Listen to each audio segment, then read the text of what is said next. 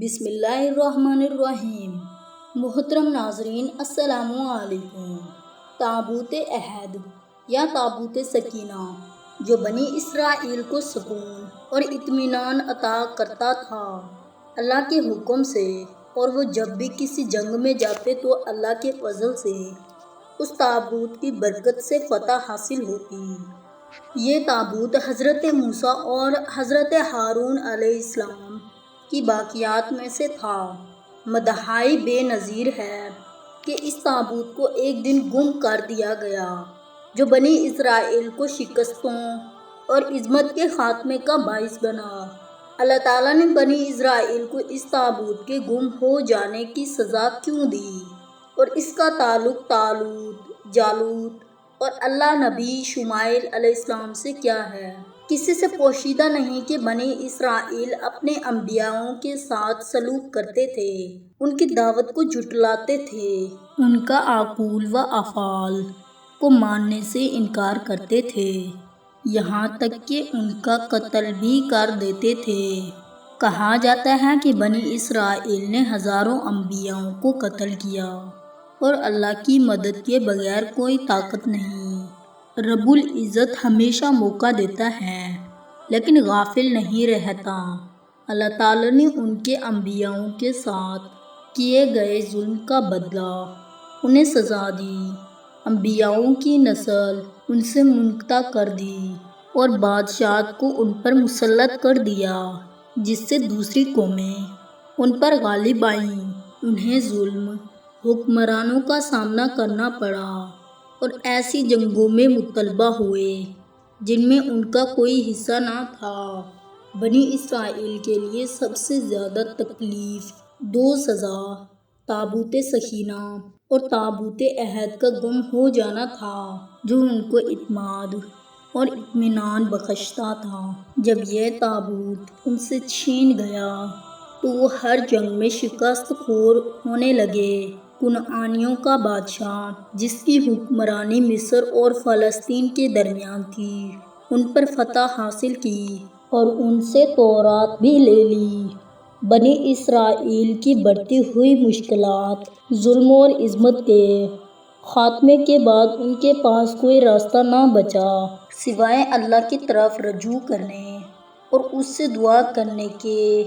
وہ ان کے لیے ایک نبی بھیجے جو ان کی مدد کرے، حالانکہ انہوں نے انبیاءوں کو جھٹلایا اور ان کی دعوت کو رد کیا، بلکہ انہیں قتل بھی کیا۔ اس وقت اللہ تعالیٰ نے بنی اسرائیل کو نبیوں کی نسل کو ختم کر دیا تھا، سوائے ایک حاملہ عورت کے، اس لامالکہ جو بنی اسرائیل میں عظیم ہوئے۔ بادشاہ جالوت کے ساتھ ان کے مقابلے میں زیادہ کچھ ہونے کی معاملے میں تھے۔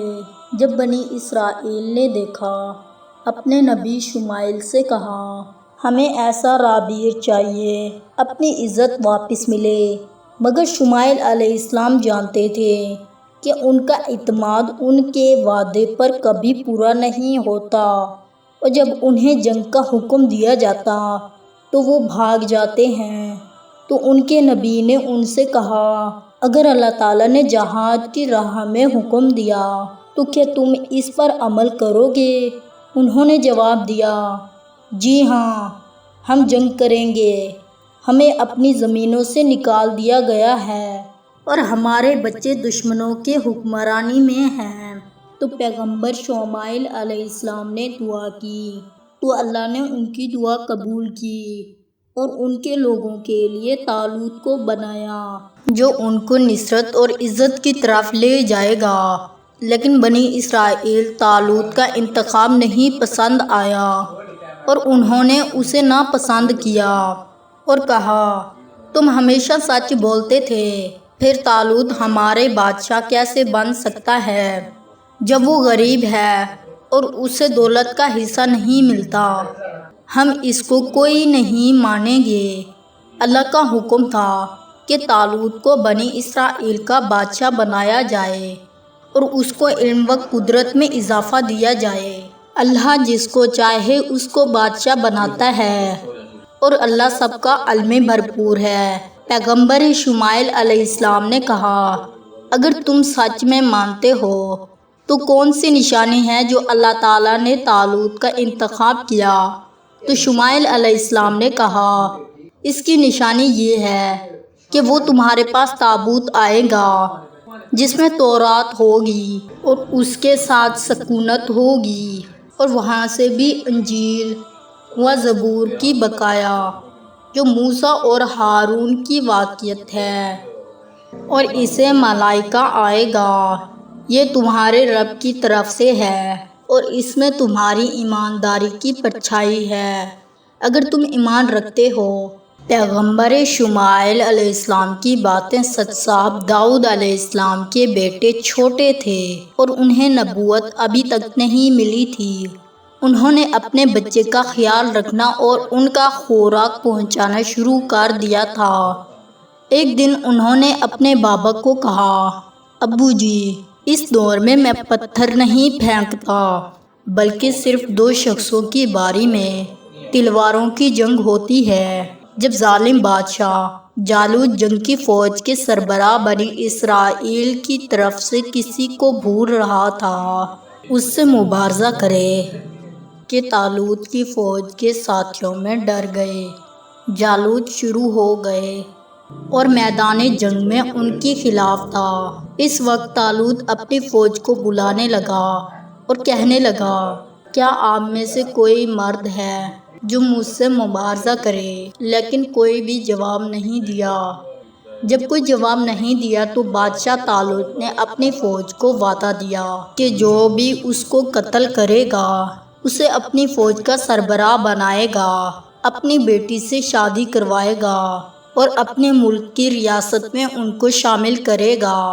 اچانک فوج طالوت کے زہر انتظام سے ایک چھوٹا بچہ سامنے آیا۔ وہ بچہ بھی انہیں موافقت نہیں دے رہا تھا۔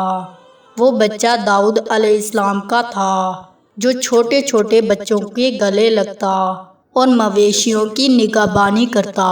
داؤد علیہ السلام اللہ کے ایماندار بندے تھے اور انہوں نے یقیناً جان لیا تھا کہ طاقت کا راز صلاح یا جسمی طاقت میں نہیں بلکہ ایمان اور یقین میں ہے۔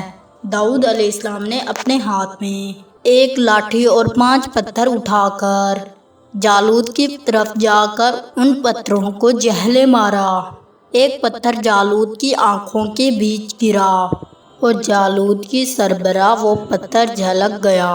اس طرح اللہ کی اجازت سے جالوت کا قتل ہو گیا اور اس پتھر نے جو بھی جالوت کی فوجیوں کو چھوا وہ بھی فوراً ہلاک ہو گئے۔ یہی آیات عمل تھی جس کی بنا پر اللہ تعالیٰ نے داؤد علیہ السلام کو ان کی بھائیوں کی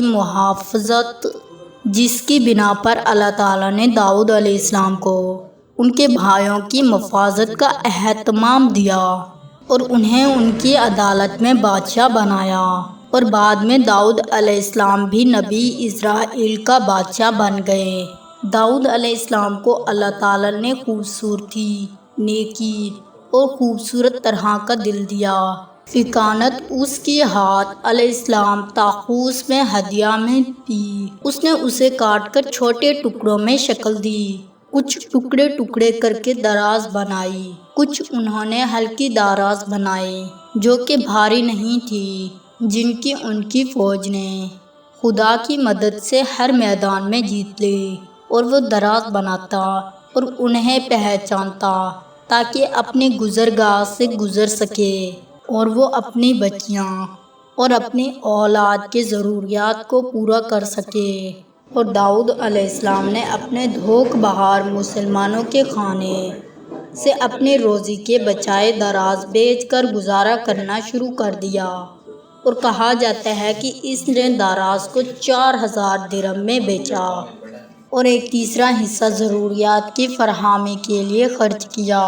اور داؤد علیہ السلام نے اس صدقے کو روزانہ دیا جب تک اس کا کوئی اور کام نہیں ملتا، اور ایک عزت والا ملک داؤد کو بڑی تعداد کی مدد سے کنواں بنایا اور اس کو فتح اور تاکید عطا کی، اور اسے ہمیشہ اپنے دشمنوں پر غالب بنایا، اور حتیٰ کہ اس کے دشمن اس سے جنگ میں نہ صرف بلکہ صلح کے وقت بھی ڈرتے تھے، اور اس کے علاوہ اللہ تعالیٰ نے اس کو حکمت دی، یعنی نبوت اور نیک باتیں، اور اسے فصیح خطاب بھی دیا، تو وہ حق اور باطل کا فرق کر سکتا تھا، اور وہ اس لیے لوگوں کے درمیان قضاوت کرتا اور ان کے درمیان عدل کرتا۔ اور داؤد علیہ السلام نے اپنے وقت کا ایک حصہ بادشاہی کے کاموں اور لوگوں کے درمیان فیصلہ کرنے کے لیے خرچ کیا، اور دوسرے حصے کو عبادت، تلاوت قرآن اور خدا حمد و ثنا میں خرچ کیا۔ اور وہ جب محراب اور عبادت کے خلوت میں داخل ہوتا تو کوئی بھی اس کے ساتھ نہیں جاتا جب تک کہ وہ لوگوں کے درمیان باہر نہیں نکلتا، اور داؤد علیہ السلام لوگوں کے درمیان بیٹھتا، ان کو اللہ کی یاد دلاتا اور ان کے مسائل کو حل کرتا اور ان کے درمیان جھگڑوں کا فیصلہ کرتا۔ اور ایک دن داؤد علیہ السلام اپنے دارالحکومت میں بیٹھا تھا، اور کچھ لوگ اپنے درمیان جھگڑے کا فیصلہ کرنے آئے تھے، اور ان کی مجلس میں ان کے بیٹے بھی تھے۔ مباشرہ بغیر اس کے دوسرے شریک کی رائے اور دلیل سنے کہا کہ تم پر ظلم ہوا ہے۔ جب تم سے تمہاری بکری مانگی گئی تو انہوں نے دوسرے فریق کے ظلم کا حکم دیا بغیر اس کے کہ اس کی بات سنی۔ داؤد علیہ السلام 2 آدمیوں کے سامنے سے غائب ہونے پر حیران رہ گئے۔ وہ آدمی اسے غائب ہونے جیسا بادل ہوا میں تحلیل ہو جاتا ہے، اور داؤد علیہ السلام نے جان لیا کہ وہ دونوں آدمی فرشتے تھے، اللہ عز و جل نے ان کی طرف بھیجے تھے تاکہ انہیں فیصلہ سنائیں۔ مخاطبین کے درمیان فیصلہ نہیں کرنا چاہیے جب تک ان کی سب باتیں نہ سن لی جائیں۔ شدید جو بکریوں والے کے پاس حق ہو۔ تو داؤد علیہ السلام جھک گئے اور اللہ تعالیٰ کے سامنے سجدہ کیا اور اپنے رب سے معافی مانگی۔ داؤد علیہ السلام اپنے رب سے معافی مانگ رہے تھے یہاں تک کہ اللہ نے انہیں معاف کر دیا۔ ملتے ہیں اگلی ویڈیو میں، تب تک کے لیے اجازت چاہتا ہوں۔ اللہ حافظ۔